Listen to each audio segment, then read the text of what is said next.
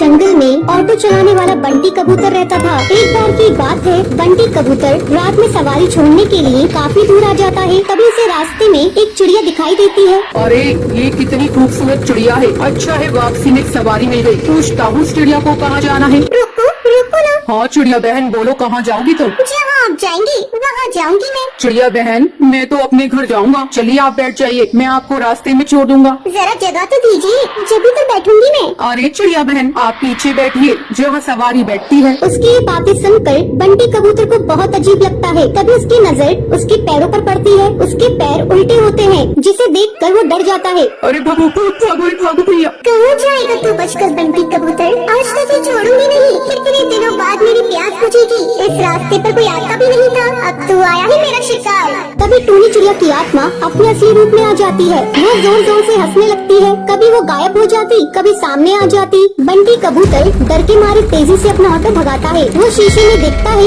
आत्मा उसका पीछा नहीं कर रही है। वो जंगल के ऑटो स्टैंड पर अपना ऑटो रोकता है। वहीं उसका दोस्त कालू कौवा खड़ा होता है। क्या हुआ बंटी कबूतर, तू इतना घबराया हुआ क्यों है। बंटी कबूतर कालू कौवे को सारी बात बताता है। अरे पागल, इतना सुनहरा मौका हाथ से निकाल दिया तूने। उस चिड़िया की आत्मा का एक पंख तोड़ लेता, वो तेरी गुलाम बन जाती। अरे भाई माफ कर मुझे, मेरी जान बच गई, आज वो ही काफी है मेरे लिए। ये कहकर बंटी कबूतर वहाँ से चला जाता है। कालू कौवा अपने मन में सोचता है, ये तो डरपोक पागल है, इतना सुनहरा मौका गवा दिया। ये पूरे जंगल पे राज करता। चलो कोई नहीं, कल रात में उस जगह जाऊंगा और उस भूतिया चिड़िया का पंख तोड़कर ले आऊंगा। अगले दिन कालू कौवा अपना ऑटो लेकर उसी जंगल के रास्ते पर जाता है। वहाँ पर एक चिड़िया खड़ी होती है। रोको रोको ना, ऑटो रोको, मुझे जाना है। अरे भाई लगता है ये वही चिड़िया की आत्मा है, उसका पंख तोड़ लूंगा। ये कहकर कालू कौवा अपना ऑटो उसके सामने रोकता है और उसके पंख तोड़ने लगता है। अरे बेवकूफ कौवे, बदमाश तेरी हिम्मत कैसे हुई? तूने मेरे पंख तोड़ने की कोशिश की। रुक तुझे भी बताती हूँ। टुनटुनी चिड़िया पास में पड़े डंडे से उसे बहुत मारती है। अरे बहन मुझे माफ कर दो, मुझे लगा तुम एक चिड़िया की आत्मा हो। अरे बदतमीज, तुझे मैं कहाँ से आत्मा नजर आ रही हूँ? चल भाग यहाँ से। टुनटुनी ये कहकर वहाँ से चली जाती है, पर टूनी चिड़िया की आत्मा पेड़ के पीछे खड़े होकर ये सब देख रही होती है। अगले दिन कालू कौवा फिर से अपना ऑटो लेकर वहाँ पर आता है। भाई आज तो पहले उसके पैर देखूंगा, तभी उसके पंख तोड़ूंगा, वरना कल की तरह पिटाई हो जाएगी मेरी। अब फिर से वहाँ पर एक चिड़िया खड़ी होती है। रोको रोको ना ऑटो, मुझे जाना है। कालू कौवा उसके पैर देखता है, उसके पैर उल्टे होते हैं। जैसे ही कालू कौवा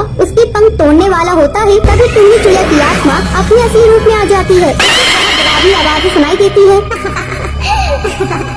कालू कौवे आप मेरे पंख तोड़ेगा, ये ले तोड़ के दिखा। टूनी चिड़िया की आत्मा कभी उसके सामने आ जाती, कभी उसके पीछे। वो उसे बहुत मारती है। मुझे माफ कर दो चिड़िया की आत्मा, मैं आगे से कभी भी ऐसा नहीं करूँगा। मुझे जाने दो, मत मारो। क्यों छोड़ दूं तुझे? तू जैसे मन चाहे बदमाश पक्षियों को मारना ही तो मेरा लक्ष्य है। तुम जैसे लालची पक्षियों को जीने का कोई हक नहीं। तभी वहाँ पर बबलू कबूतर ऑटो में अपनी सवारी बिठाकर वहाँ से गुजर रहा होता है। अरे चिड़िया की आत्मा छोड़ दूं उसे, मैं तुमसे विनती करता हूँ। नहीं, मैं इसे नहीं छोड़ सकती। तुम जानते हो एक बार ऐसे ही मैं जंगल से ऑटो में जा रही थी। उस ऑटो वाले ने मेरे सामान लूट कर मुझे जान से मार दिया। जब से जो भी मुझे लालची पक्षी दिखाई देता है, मैं उसे जान से मार देती हूँ। तभी सुंदरी कौवी बोलती है, अरे टोनी चिड़िया तुम सही कह रही हो, तुम्हारे साथ गलत हुआ है, लेकिन तुम भी सही नहीं कर रही हो। ना जाने कितने पक्षियों को तुम मार रही हो। वो सब उसे बहुत समझाते हैं। वो कालू कौवे को छोड़ देती है। मुझे माफ कर दो, तुम सब सही कह रही हो। मैंने अपने इंतकाम पूरा करने के लिए न जाने कितने पक्षियों के परिवार को तोड़ा है, पर अब नहीं। इस दुनिया में तुम जैसे नेक दिल पक्षी भी होते हैं। ये कहकर वो वहाँ से चली जाती